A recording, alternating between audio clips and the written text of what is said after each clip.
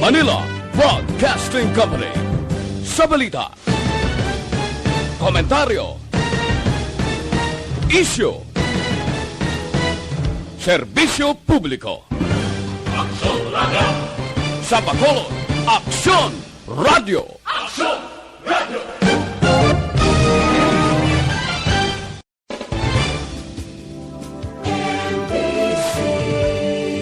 Manila Broadcasting Company. Sa balita, komentaryo, isyu, serbisyo publiko. Sa Bacolod, Aksyon Radio.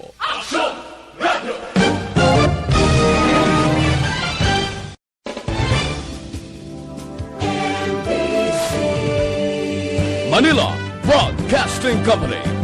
Sa balita, komentaryo, isyu, serbisyo publiko. Sa Bacolod, Aksyon Radio.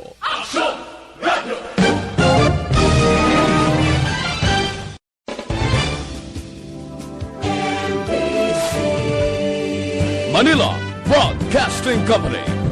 Sa balita, komentaryo, isyu, serbisyo publiko.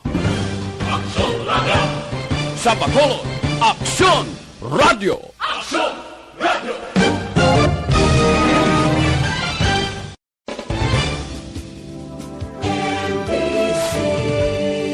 Manila Broadcasting Company. Sa balita, komentaryo, isyu, serbisyo publiko. Sa Bacolod, Aksyon Radio.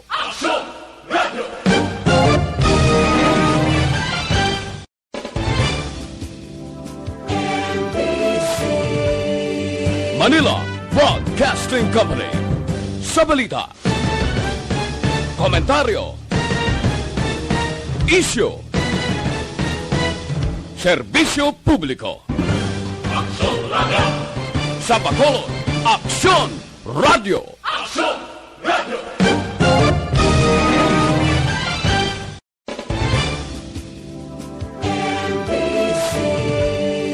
Manila Broadcasting Company.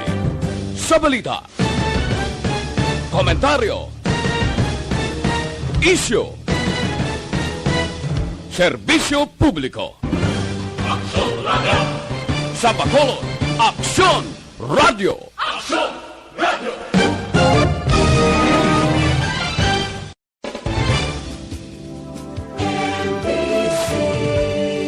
Manila Broadcasting Company. Sa balita, komentaryo, isyu, serbisyo publiko. Sa Bacolod, Aksyon Radio Philippine Standard Time, las 6:37.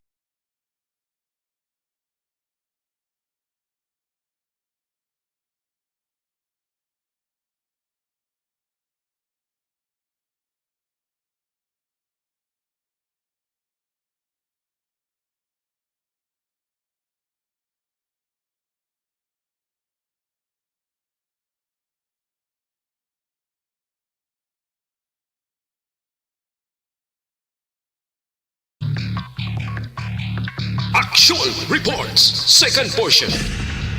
Di kalidad, kag madalom ng mga analisis sa pinakainit na balita sa bilog na probinsya kag nasyon. Aksyon Reports, second portion. Patas kag balanse na komentaryo sa mga issues kag mga balita nga nag-aapekto sa mga pumuluyo sa adlaw nga tanan. Aksyon Reports, second portion. Upot sa veterano kag respetado nga komentarista. Aksyon Fred Salanga. Karon nga adlaw Huwebes sa 11 na bulan sang Pebrero tuig 2021.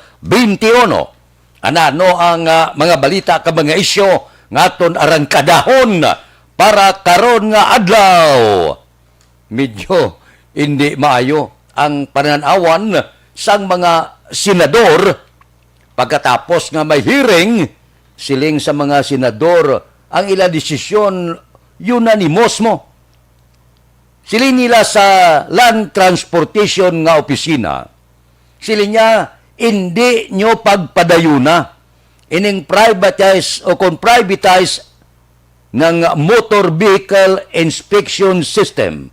Ining nabantugan bala nga MBIS nga ni. Suno sa mga senador, luwas nga unconstitutional ini, amo pa ini ang source sang massive nga korupsyon. Porte, ganga nga ang LTO kag subong man ang pila ka mga grupo sang transportasyon nga komitiba. Man may hearing mo sa Public Services ti ang chairman sina si Senador Grespo. Siling ni Senador Grespo, siling niya sa mga opisyal sang LTO kag Department of Transportation nga abi niya tagaay kami ngalan sa mga individual nga nagaoperar sining private motor vehicle inspection center nga ni. Nga ang ginapangayo nila ngalan. Suno sa mga senador, madamo sang feedback, madamo ang nagatawag sila, madamo ang nagareklamo, masyado katunog sa balita nga ining mga private motor vehicle inspection center ginapanag-iyahan kag kontrolado sang mga politiko. Purti, no? Bisan paano ang korupsyon sa pungsod Pilipinas hindi gid magkalaamo. Amo na ning ginatubang nga problema. Gapangutang ng gobyerno wala kag tuo. Lubong na kita sa utang bangod sang pandemic, intrahan pa naton kung matuod ining aligasyon sang korupsyon. Kaya pananaw sa mga senador niya, ihatag da ini sa pribado nga sektor. Dito sila magpalantaw sa ila salakyan. Pagkatapos nga aprobahan sining private sector nga ni, amo ang pagparehistro sa land transportation nga opisina. O galing, ang problema dira kay matunog ang balita nga ining pribadong sektor nga ni, kontrolado sang mga politiko. Sino naman nga politiko nagplanos ni? Antes i-implementar, nagligad nga Disyembre 17 ka motor vehicle inspection system ang gintagaan sang accreditation. Nagligad to, ka Disyembre, wala pa matukian, wala magtuhaw ang baho sang ining ginapatigayon sang LTO kag subong man ang Department of Transportation. Tiga nga sila sa committee hearing. Tiling niya nga iduso nyo ni. Kay klaro kayo nga mga report sa mundo ginakontrol ini sang mga politiko. Ay kalain hindi na gid matago ga lalain na gid kamo nga magplano sa mga bagay nga suno sa report sa mga senador daw hindi na maintindihan ini. Nya mo na ni ang alagyan sa porte nga korupsyon sa aton gobyerno. Ipagi sa pribado, may tani kon ipagi sa pribado nga wala baho salong sang mga politiko. Huya-huya man kamo, susuo.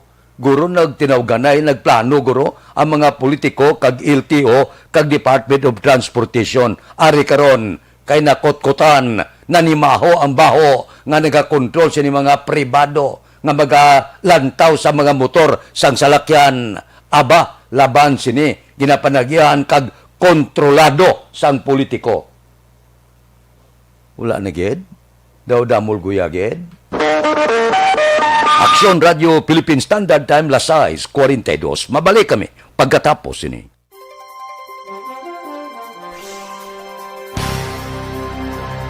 Tinatawag nilang new normal ang mga aksyong nakasentro sa pagpapahalaga sa kalusugan.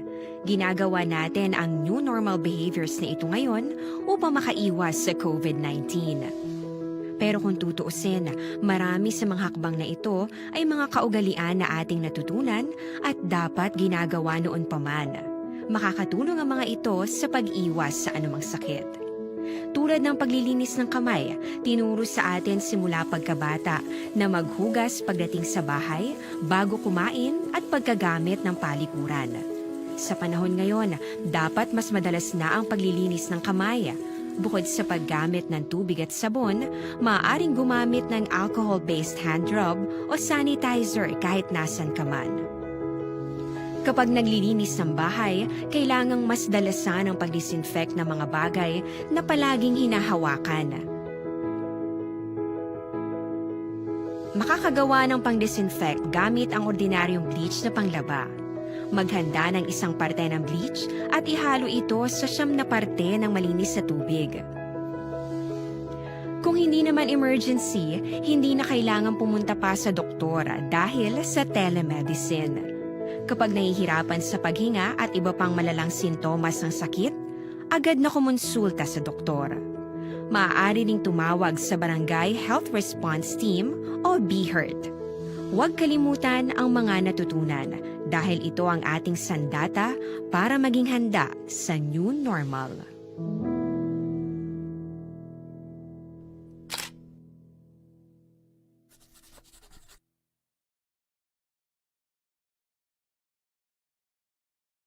Tinatawag nilang new normal ang mga aksyong nakasentro sa pagpapahalaga sa kalusugan. Ginagawa natin ang new normal behaviors na ito ngayon upang makaiwas sa COVID-19. Pero kung tutuusin, marami sa mga hakbang na ito ay mga kaugalian na ating natutunan at dapat ginagawa noon pa man. Makakatulong ang mga ito sa pag-iwas sa anumang sakit. Tulad ng paglilinis ng kamay, tinuro sa atin simula pagkabata na maghugas pagdating sa bahay, bago kumain at pagkagamit ng palikuran. Sa panahon ngayon, dapat mas madalas na ang paglilinis ng kamay. Bukod sa paggamit ng tubig at sabon, maaaring gumamit ng alcohol-based hand rub o sanitizer kahit nasan ka man. Kapag naglilinis ng bahay, kailangang mas dalasan ang pag-disinfect ng mga bagay na palaging hinahawakan. Makakagawa ng pang-disinfect gamit ang ordinaryong bleach na panglaba. Maghanda ng isang parte ng bleach at ihalo ito sa 9 na parte ng malinis na tubig. Kung hindi naman emergency, hindi na kailangan pumunta pa sa doktor dahil sa telemedicine. Kapag nahihirapan sa paghinga at iba pang malalang sintomas ng sakit, agad na kumonsulta sa doktor. Maaari ring tumawag sa Barangay Health Response Team o BHERT. Huwag kalimutan ang mga natutunan dahil ito ang ating sandata para maging handa sa new normal.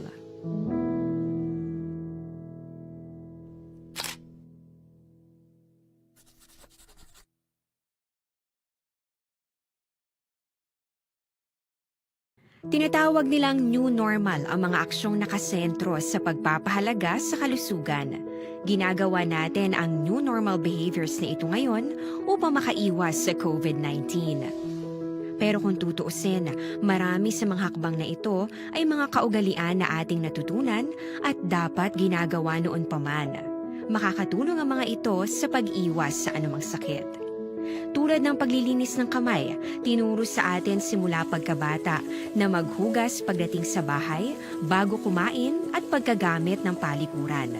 Sa panahon ngayon, dapat mas madalas na ang paglilinis ng kamay. Bukod sa paggamit ng tubig at sabon, maaaring gumamit ng alcohol-based hand rub o sanitizer kahit nasan ka man. Kapag naglilinis ng bahay, kailangang mas dalasan ang pag-disinfect ng mga bagay na palaging hinahawakan. Makakagawa ng pang-disinfect gamit ang ordinaryong bleach na panglaba. Maghanda ng isang parte ng bleach. Aksyon Radio Philippine Standard Time, las 6:47 na. Ini magkalipata, DTX 500, gamitan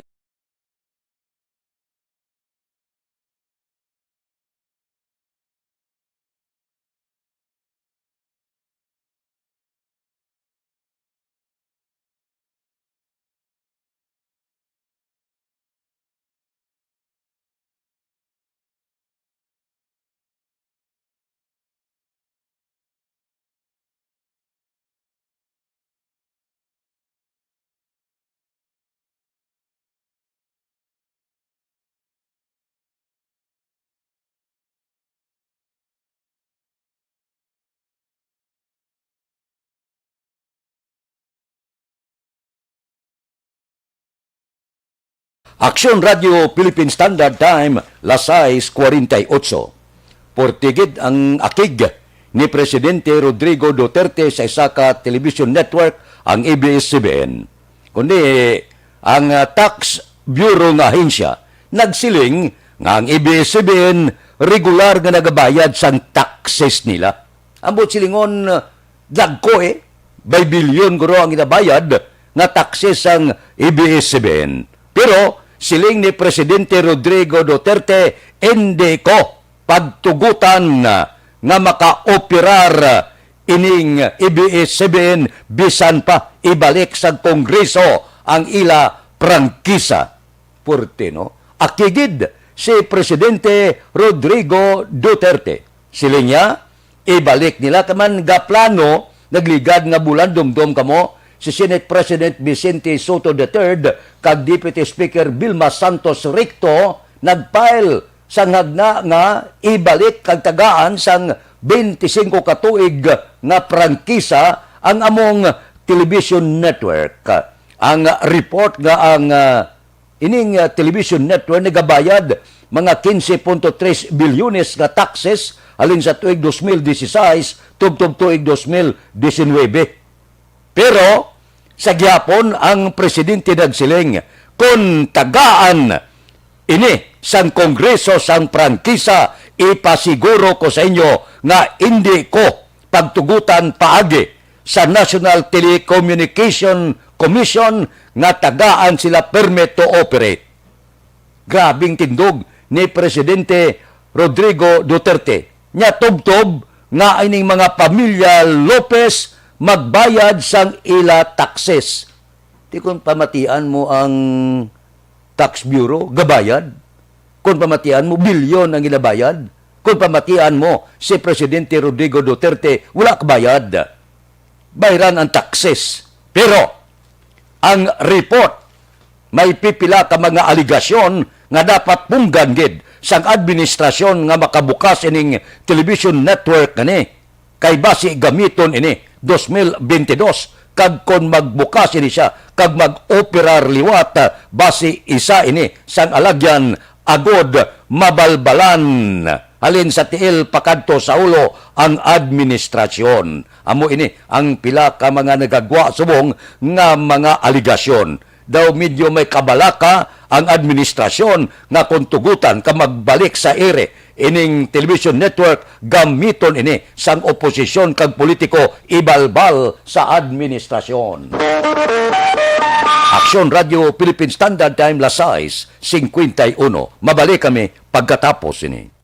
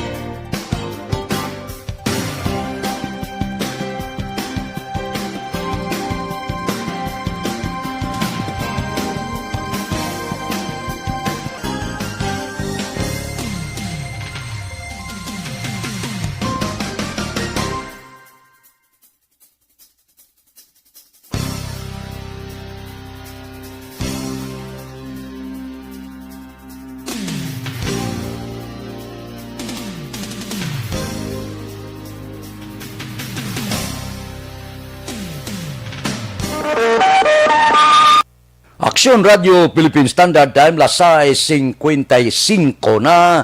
Oh, ang ginapangita nyo nga habon.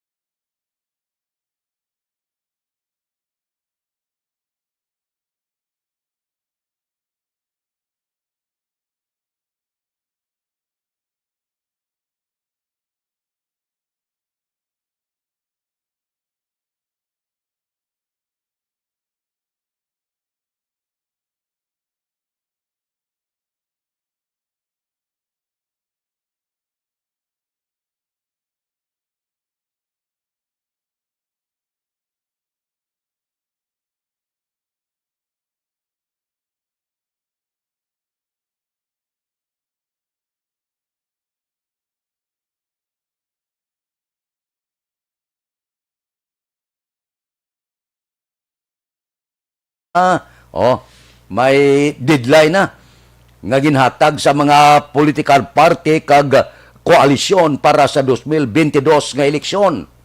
Ginpalayag sang COMELEC ang mga political party kag party coalitions dapat mag-file na sang ila petisyon to register. Ini baglapaw sa Abril 30, 2021. Tub Mayo 31, 2021. Kay manti ang filing sang certificate of candidacy sa Oktobre na.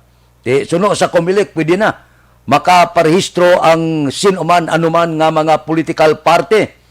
Ang ila sini verified petition, lakip na ang Constitution and Bylaws, platform o kung programa pang gobyerno, kag iban pa nga importante nga impormasyon.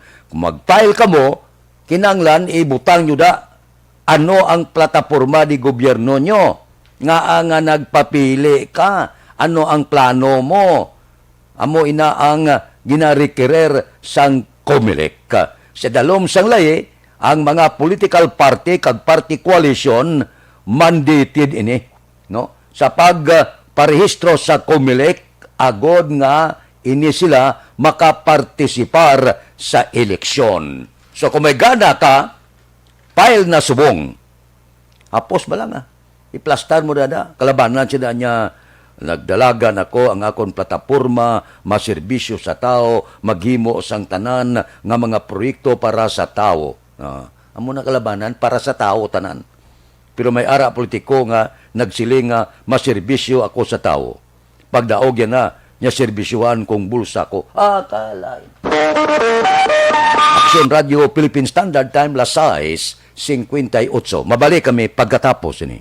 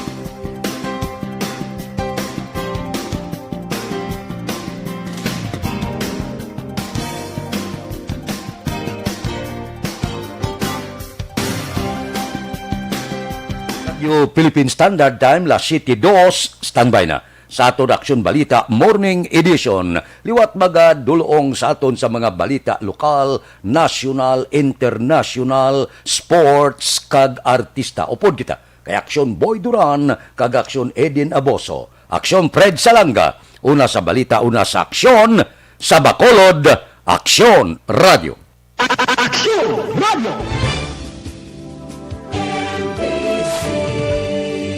Manila Broadcasting Company. Sa balita, komentaryo, isyu, serbisyo publiko.